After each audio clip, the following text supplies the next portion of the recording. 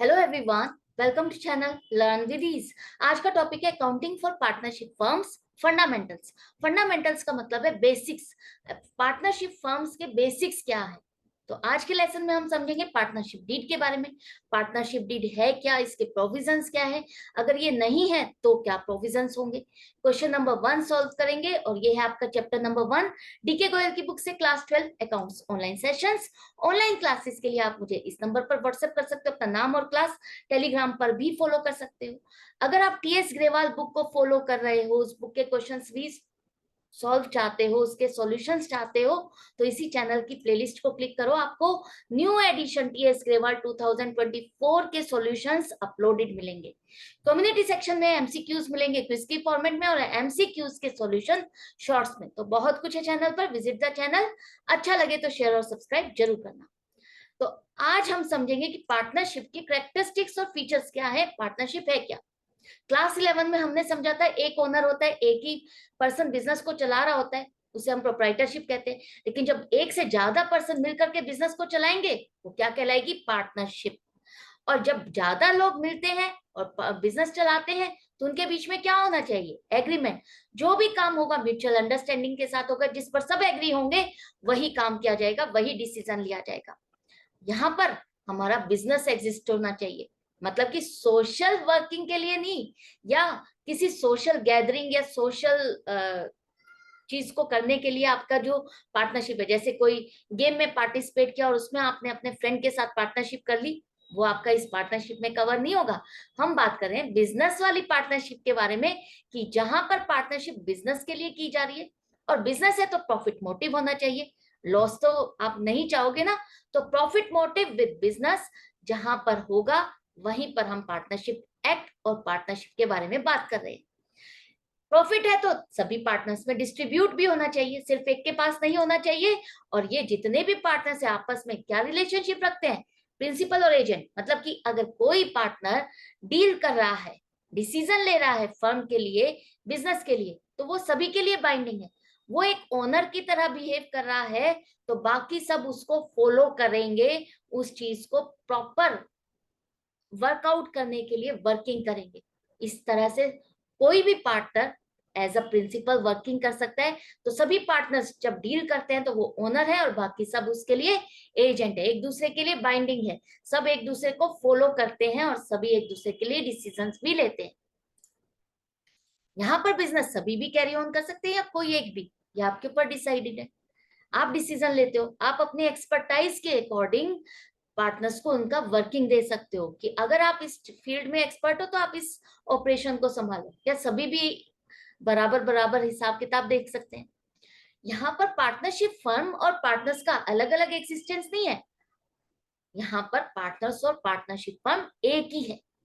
मतलब कि जो काम पार्टनरशिप फर्म कर रही है, तो इसका मतलब वो पार्टनर्स पर लाइबल है, वो पार्टनर्स ने किया है। या जो काम पार्टनर्स ने किया, तो वो पार्टनरशिप फर्म ने किया।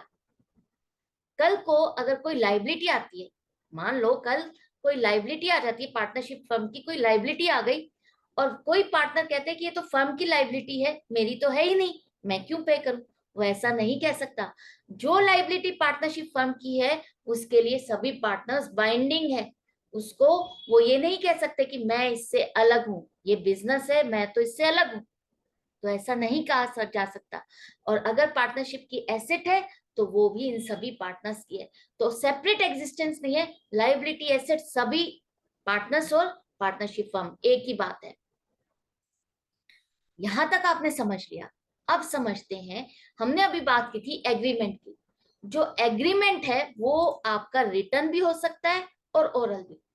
जहां पर हम कुछ चीजों के लिए बिजनेस चला रहे हैं, तो बहुत सारे डिसीजंस लेने होते हैं, बहुत सारी चीजों पर हमें डिसाइड करके रखना होता है कि आगे बिजनेस चलेगा तो उसमें हम क्या क्या वर्किंग करेंगे। तो वो जो सारा कुछ हम डिसाइड करके रखते हैं, वो एग्रीमेंट, वही आपका पार्टनरशिप डीड कहलाता है। और वो ओरल और रिटर्न दोनों ही हो सकता है। जैसे कि आपने बिजनेस तो शुरू कर लिया, अब उसमें प्रॉफिट जो अर्न कर रहे हो, वो किस हिसाब से बटेगा, प्रॉफिट शेयरिंग रेशियो, वो आप अपने इस एग्रीमेंट में मेंशन करोगे। इंटरेस्ट ऑन कैपिटल, जो पैसा लगाया हुआ है बिजनेस में, उस पर इंटरेस्ट दिया जाएगा तो किस रेट से दिया जाएगा। इंटरेस्ट ऑन ड्रॉइंग्स, जो पैसा पार्टनर विड्रॉ करता है, क्या उस पर इंटरेस्ट चार्ज किया जाएगा? चार्ज किया जाएगा। तो कितना किया जाएगा? सैलरी किसी पार्टनर को दी जाएगी या नहीं दी जाएगी? अगर फर्म ने पार्टनर से लोन लिया है या दिया है, उस केस में उससे इंटरेस्ट लिया या दिया जाएगा, तो किस रेट से दिया जाएगा? Admission of a new partner, कोई नया पार्टनर आएगा तो उससे रिलेटेड रूल्स क्या है, उसको क्या फॉलो करना होगा, किस तरह से उसको कैपिटल लानी होगी, क्या चीज करनी होगी, वो सब कुछ आप इसमें मेंशन करते हो। और बिजनेस में सबका पार्टिसिपेशन क्या रहेगा, कौन किस चीज को देखेगा, हैंडल करेगा, किसका कितने तक बिजनेस को कैरी ऑन करने का है, वो सब कुछ आप मेंशन करते हो। सभी पार्टनर्स बुक्स को रख सकते हैं, इंस्पेक्ट कर सकते हैं, या कुछ कुछ ही पार्टनर्स रख सकते हैं। तो ये सभी कुछ आप अपने रूल्स बना रहे हो। जिस तरह से गेम के रूल्स बनाते हो आप, उसी तरह से ये बिजनेस के रूल्स आप खुद डिसाइड करते हो कि हमारा बिजनेस हम कैसे कैरी ऑन करेंगे, और आप इसे मेंशन करते हो अपनी पार्टनरशिप डीड में, जो कि एग्रीमेंट है। ओरल भी हो सकता है, रिटर्न भी हो सकता है। तो ये आपके बनाए हुए खुद के बिजनेस के रूल्स हैं, पार्टनरशिप डीड। अब जब पार्टनरशिप डीड नहीं है, मतलब कि एग्रीमेंट नहीं है, तो क्या एग्रीमेंट नहीं है तो पार्टनरशिप नहीं है? अभी तो हमने समझा कि पार्टनरशिप तभी होगी जब एग्रीमेंट होगा। तो क्या हमारी पार्टनरशिप नहीं है? ये कैसा क्वेश्चन है? समझो, इसका मतलब है कि आपका एग्रीमेंट तो है, आप बिजनेस तो कर रहे हो आपस में, लेकिन कुछ पॉइंट्स है जिस पर आप एग्री नहीं कर रहे। जैसे कि अभी तक आपने प्रॉफिट शेयरिंग रेशियो के बारे में डिसाइड ही नहीं किया कि किसकी कितनी प्रॉफिट शेयरिंग रेशियो होगी, किस हिसाब से होगी। तो उस केस में अगर आपने अभी तक एग्री नहीं हो, डिसाइड ही नहीं किया, या आपस में म्यूचुअल अंडरस्टैंडिंग नहीं हो पा रही, तो उस केस में हम इंडियन पार्टनरशिप एक्ट 1932 के अकॉर्डिंग चलेंगे। उसमें क्या लिखा है? वो कहता है कि अगर आप इस पॉइंट पर एग्री नहीं हो पा रहे हो, डिसाइड नहीं किया है, तो प्रॉफिट शेयरिंग रेशियो इक्वल रहेगी, चाहे किसी ने कितना भी पैसा लगाया हो, चाहे कोई कितना भी काम कर रहा हो। इंटरेस्ट ऑन कैपिटल दिया जाएगा या नहीं दिया जाएगा, आप अभी डिसाइड नहीं कर पाए हो, तो interest on capital partnership act के अकॉर्डिंग नहीं दिया जाएगा। अब इंटरेस्ट ऑन ड्रॉइंग्स चार्ज करें या नहीं करें, डिसीजन नहीं है, तो पार्टनरशिप एक्ट क्या कहता है? एग्रीमेंट नहीं है तो इंटरेस्ट ऑन ड्रॉइंग्स तो बिल्कुल भी नहीं चार्ज करना।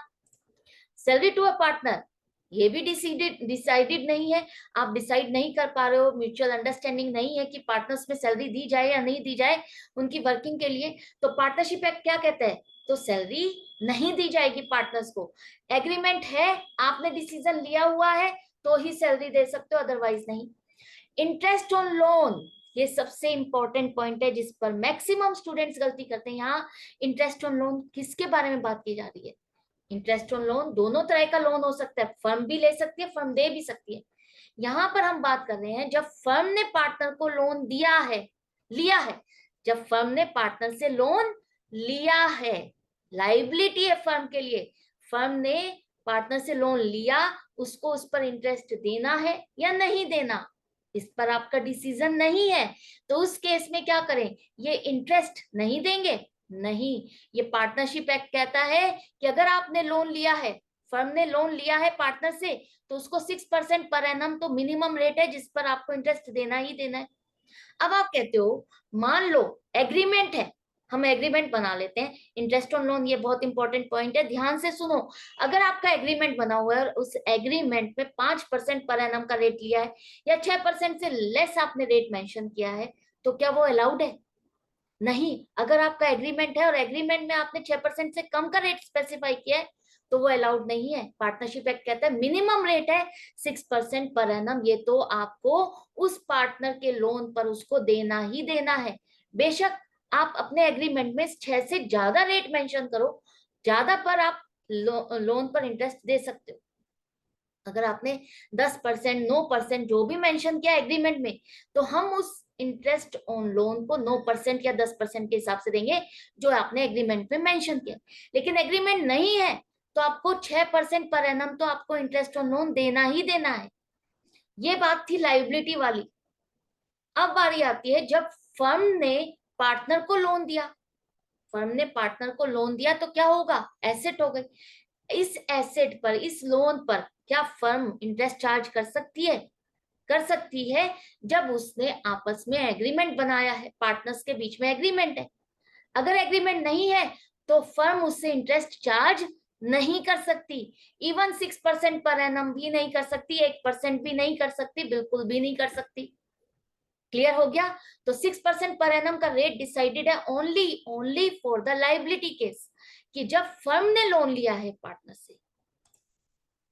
कोई नया पार्टनर आएगा तो क्या रूल्स होंगे, आपने नहीं स्पेसिफाई किया, तो पार्टनरशिप एक्ट कहता है कि जब तक सब एग्री नहीं करते तब तक कोई नया पार्टनर एडमिट नहीं हो सकता। पार्टिसिपेशन इन बिजनेस सभी कर सकते हैं या कोई एक कर सकता है? अगर आपने एग्रीमेंट नहीं बनाया तो सभी कर सकते हैं। पार्टनरशिप एक्ट के अकॉर्डिंग सबको अलाउड है, कोई भी रिस्ट्रिक्टेड नहीं है। सभी बुक्स को रख सकते हैं और सभी इंस्पेक्ट भी कर सकते हैं। तो आपने देखा पार्टनरशिप डीड होने और ना होने पर क्या प्रोविजंस लगेंगे। अब देख लेते हैं क्वेश्चन को, जिसमें अलग अलग केसेस दिए हैं। पार्टनरशिप डीड नहीं है, इन सभी में प्रोविजंस क्या होंगे। तो फर्स्ट केस है जहां पर एक्स ने 10 लाख रुपए और वाई ने 5 लाख रुपए लगाए हुए हैं, और एक्स चाहता है कि उसकी कैपिटल पर 8% पर एनम के हिसाब से उसको इंटरेस्ट दिया जाए। एग्रीमेंट नहीं है, तो क्या कहता है partnership act, interest on capital नहीं दिया जाएगा। तो एक्स को उसकी कैपिटल पर इंटरेस्ट नहीं दिया जाएगा। नेक्स्ट पॉइंट, यहां पर कहा जा रहा है कि एक्स बहुत टाइम डिवोट कर रहा है बिजनेस में, वाई से बहुत ज्यादा दुगना टाइम लगा रहा है बिजनेस में, तो उसको 10,000 पर मंथ की सैलरी मिलनी चाहिए, एक्स्ट्रा टाइम जो लगा रहा है वो। क्या हम उससे दे सकते हैं? अब एग्रीमेंट तो तुमने बनाया नहीं, पार्टनर्स के बीच में एग्रीमेंट है नहीं, तो सैलरी पार्टनर्स को नहीं मिलेगी, एक्स को सैलरी नहीं मिलेगी। अब एक्स चाहता है कि उसका जो बेटा राजेश है वो बिजनेस में एडमिट हो जाए और उसको वो अपना शेयर का 25% दे दे, लेकिन वाई ऐसा नहीं चाहता, वाई ऑब्जेक्ट कर रहा है। तो क्या यहाँ पर एक्स का बेटा राजेश पार्टनरशिप में एंटर कर सकता है? नहीं, जब तक पार्टनरशिप में सभी एग्री नहीं करते तब तक नया पार्टनर ज्वाइन नहीं कर सकता। या तो आप पार्टनरशिप डीड में मेंशन करो, एग्रीमेंट करो कि हाँ कौन डिसीजन लेगा। अगर ऐसा कोई एग्रीमेंट नहीं है तो पार्टनरशिप एक्ट के अकॉर्डिंग सभी जब तक एग्री नहीं करेंगे कोई नया पार्टनर ज्वाइन नहीं कर सकता। तो राजेश पार्टनरशिप को ज्वाइन नहीं कर सकता। नेक्स्ट है, एक्स ने फर्म को 2 लाख रुपए लोन दिया हुआ है, तो फर्म के लिए क्या है, ये लाइबिलिटी है, और वो चाहता है कि उस पर उसको 9% पर एनम के हिसाब से इंटरेस्ट मिले। तो क्या हम उसे इंटरेस्ट दे सकते हैं? इंटरेस्ट तो देना होगा, पार्टनरशिप एक्ट भी कहता है, लेकिन 9% नहीं, 6% पर एनम के हिसाब से उसको लोन वाली अमाउंट पर 2 लाख पर 6% के हिसाब से इंटरेस्ट दिया जाएगा। बेशक आप में एग्रीमेंट नहीं है, लेकिन पार्टनरशिप एक्ट कहता है तो आपको उस पर इंटरेस्ट देना ही होगा। इसके बाद वाई जो है हर महीने 10,000 रुपए विड्रॉ करता है, मतलब कि ये उसकी ड्रॉइंग्स है। तो एक्स कहता है कि उसकी ड्रॉइंग्स पर 12% पर एनम के हिसाब से इंटरेस्ट चार्ज किया जाए। तो क्या इंटरेस्ट चार्ज किया जाएगा? एग्रीमेंट तो नहीं है, एग्रीमेंट नहीं है तो हम उसे 1% भी इंटरेस्ट चार्ज नहीं कर सकते। उसकी ड्रॉइंग्स पर इंटरेस्ट बिल्कुल भी चार्ज नहीं किया जा सकता अगर आपके बीच में एग्रीमेंट नहीं है। तो आपने सारे प्रोविजंस अच्छे से समझ लिए हैं।